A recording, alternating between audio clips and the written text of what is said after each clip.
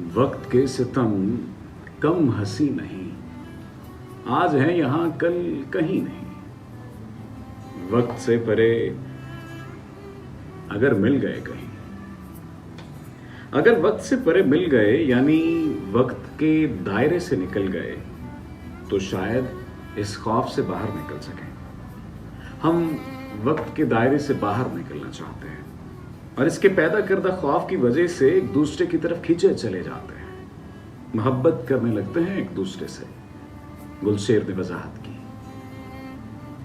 वक्त के दायरे से बाहर निकलने की ख्वाहिश ने लम्स को तख्लीक कर दिया। आसमान ने हैरान होकर कहा। गुलशेर कहने लगा, जब इंसान खौफ में मुब्तला होता है तो लम्स सहारा बन जाता है। हत्ता के ये जो दरबार हैं, ये अनदेखे खुदा को मुजस्सम करके और इसे छू कर इसी खौफ को दूर करने की एक कोशिश का नाम है। खुदा को छू कर तस्कीन महसूस करते हैं हम। लम्स दीवार गिरिया की सूरत इख्तियार कर लेता है। ये हमें पनाह देता है और टाइमलेसनेस से निजात दिलाता है। इसलिए गुलजार के यहाँ जहाँ वक्त का बहुत ज्यादा जिक्र मिलता है, वहाँ इसी तनासुब से लम्स का भी जिक्र मिलता है। मोहब्बत मिलती है।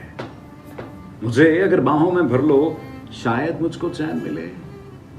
मुझे अगर बाहों में भर लो, शायद मुझको चैन मिले। महबूब अपनी बाहों में भर लेता है तो वक्त की पुरस्कारियत का खौफ खत्म हो जाता है। महबूब अपने लम्स से आशना करता है तो हम वक्त के दायरे से बाहर निकल आते हैं। लम्स से वक्त के दायरे से बाहर निकल आना? डॉक्टर आसमान ने सवाल किया। क्या ऐसा मुमकिन है? गुलशेर बताने लगा, गुलजार साहब कहते हैं, जी में आता है तेरे दामन में सर छुपाकर हम रोते रहें।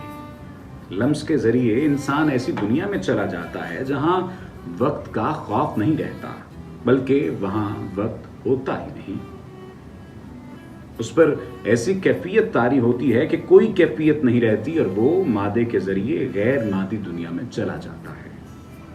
तुम्हारी बाहों में डूबकर ऐसे हल्का हल्का सा लग रहा है कि जिस्म से सैकड़ों जिस्म उतर गए हैं, कि रूह से जैसे जिस्म का बोझ हट गया है। लेकिन याद रहे, हर शख्स को याद करने या छूने का नाम लम्स तो नहीं होता।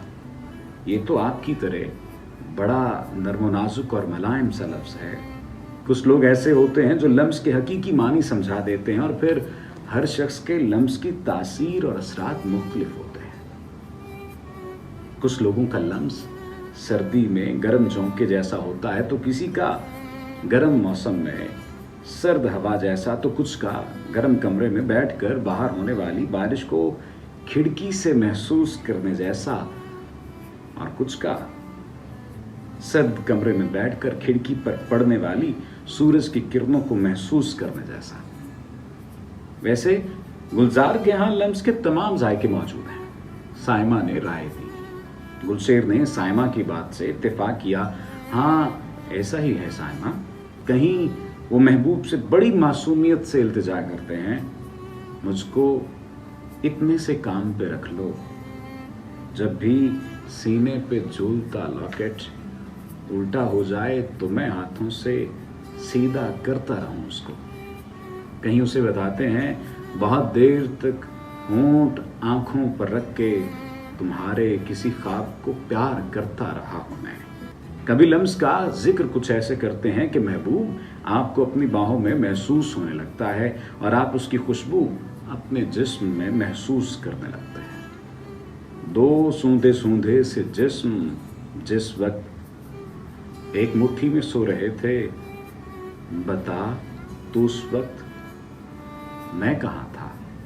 बता तो उस वक्त मैं कहाँ था? बता तो उस वक्त तू कहाँ थी? ये इक़्तिबास वक्त से परे किताब से लिया गया है। इसे मिसाल पब्लिशर ने छापा है। आपसे इल्तिमास है कि इस किताब को पढ़िए, आपको गुलजार फहमी मुयस्सर आए। आपका शुक्रिया।